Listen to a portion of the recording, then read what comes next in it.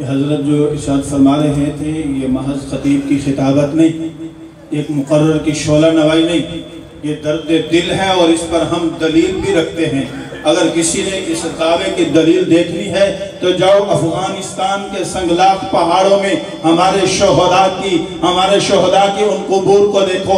اگر دلیل اس دعوے پر دلیل دیکھنی ہے تو برف پوش پہاڑوں کشمیر کے اندر جا کر کے ہمارے شہداء کی قبور کو دیکھو۔ اگر اس پر دلیل دیکھنی ہے تو ہمارے ان غازیوں کو دیکھو جن کے کسی کا ہاتھ نہیں، کسی کا پاؤں نہیں، اور کسی نے کون سی قربانی دی ہے۔ الحمدللہ ہم جو دعویٰ رکھتے ہیں اس پر دلیل بھی رکھتے ہیں، اور دلیل کے طور پر پوری دنیا جو ہے وہ سامنے ہے۔ اب کس کس کا تذکر کروں؟ آپ کے سامنے حضرت نے جو ہے برملاقت دی ہے، تو اس لیے آپ سب لوگ اس کے لیے تیار ہیں نا؟ قائد جمعیت مولانا فضل الرحمان صاحب دامت برکاتہم العالیہ نے فرما دیا تھا کہ گورنمنٹ حکومت پاکستان ہمیں راستہ دے، جمعیت کے کارکن سر بکف ہو کر ارض فلسطین پر جا کر یہودیت کے سامنے سینہ سپر ہونے کے لیے تیار ہیں۔ اور یہ نعرہ نہیں ہے محض، اس پر ہم دلیل بھی رکھتے ہیں۔ افغانستان، کشمیر، شیشان، تاجکستان، ازبکستان، صومالیہ، یہ تمام علاقے جہاں پر جہاد کی لہر اٹھی تھی اور وہاں پر اکابرین علماء دیوبند کے تربیت یافتہ جوان وہاں پہنچ کر کے انہوں نے ایک تاریخ رقم کی تھی۔ اس لیے ہم دعوے کے ساتھ دلیل بھی رکھتے ہیں۔ یہ محض دعوے نہیں ہیں، محض باتیں نہیں ہیں۔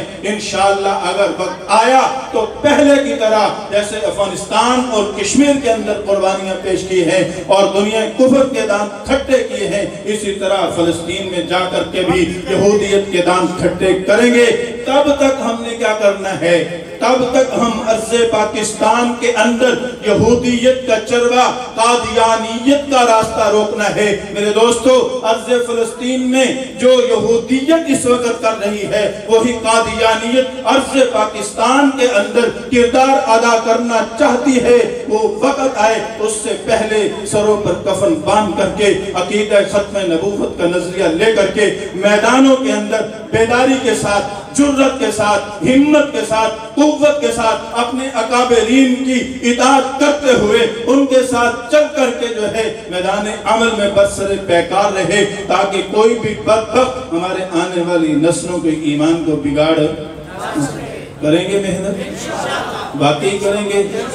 یہ جو آج پیغام دیا ہے عقیدہ ختم نبوت کا، اس کو اپنے تک رکھیں گے یا آگے بھی پہنچائیں گے؟ گھروں میں بھی بتائیں گے، ہر ایک کو بتانا ہے، گھروں میں بتانا ہے اور جا کر کے بتانا ہے کہ دھرم پورہ گلستان کالونی جامعہ صدیقیہ مسجد الرفیق کے اندر حقیقی عاشقان مصطفیٰ کا اجتماع ہوا تھا اور انہوں نے ہمیں یہ نظریہ دیا ہے، یہ مشن دیا ہے، یہ عقیدہ دیا ہے اور اس کو ہم نے عام کرنا ہے اور اسی پر ہی ہم نے قائم رہتے ہوئے اپنی جان آفرین کے سپرد کرنی ہے۔ اللہ جل شانہ ہم سب کو عمل کی توفیق عطا فرمائے۔ تمام دوست اپنی جگہ پر تشریف رکھیں، مختصر دعا کرتے ہیں اور اس کے بعد جو ہے یہی آپ کو جو ہے وہ کھانا تمام دوستوں کو جو ہے وہ مل جائے گا، سب کے لیے انتظام کیا ہوا ہے۔ محمد مبارک وسلم۔ ربنا آتنا فی الدنیا حسنۃ وفی الآخرۃ حسنۃ وقنا عذاب النار وقنا عذاب القبر وقنا عذاب الحشر وقنا عذاب السقر وقنا عذاب الميزان اللهم انك عفو كريم تحب العفو فاعف عنا يا غفور يا غفار اللهم يا شافي الامراض اشف مرضانا ومرضى المسلمين ربنا اشرح لنا صدورنا ويسر لنا امورنا واحلل عقدة من لساننا يفقهوا قولنا۔ یا اللہ ہم سب کے گناہوں کو معاف فرما، یا اللہ ہماری خطاؤں کو معاف فرما، یا اللہ ہماری غلطیوں کو درگزر فرما، یا اللہ تمام بیماروں کو شفائے کاملہ نصیب فرما، یا اللہ جو وفات پا چکے ہیں ان کی مغفرت فرما، یا اللہ بالخصوص ہم میں جن کے والدین فوت ہو گئے ہیں ان کی مغفرت فرما، جن کے بچے فوت ہو گئے ہیں اور میرے بیٹے مولانا فاروق حیدر شہید رحمۃ اللہ علیہ کی مغفرت فرما، یا اللہ ان کے درجات کو بلند فرما، یا اللہ ہم سب کو اپنے مرحومین پر صبر جمیل عطا فرما، یا اللہ ہم سب کے علم میں، عمل میں، رزق میں، عمر میں، صحت میں، کاروبار میں برکت عطا فرما۔ یا اللہ رزق حلال وافر عطا فرما۔ یا اللہ حرام سے محفوظ فرما۔ یا اللہ ہم سب کو شیاطین کے شر سے، جنات کے شر سے محفوظ فرما۔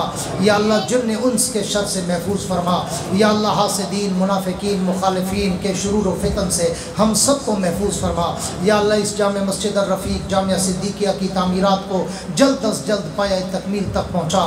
یا اللہ مولانا یعقوب فیض صاحب کی محنت کو اپنی دربار میں قبول فرما۔ یا اللہ ان کے جتنے ساتھی، ان کے معاون ہیں، کمیٹی ہے، تنظیم ہے، انجمن ہے، دوست ہیں، نمازی ہیں، طلباء ہیں، اساتذہ ہیں، یا اللہ سب کی محنتوں کو اپنی دربار میں قبول فرما۔ یا اللہ دنیا بھر کے دینی مدارس، تبلیغ کے مراکز اور خانقاہوں کو صبح قیامت تک شاد و آباد فرما۔ اللہم احینا سعیدا وامتنا شہیدا۔ اللہم ربنا تقبل منا انک انت السمیع العلیم وتب علینا انک انت التواب الرحیم۔ صلی اللہ تعالی علی خیر خلقہ محمد وعلی آلہ واصحابہ واہل بیتہ اجمعین برحمتک یا ارحم الراحمین۔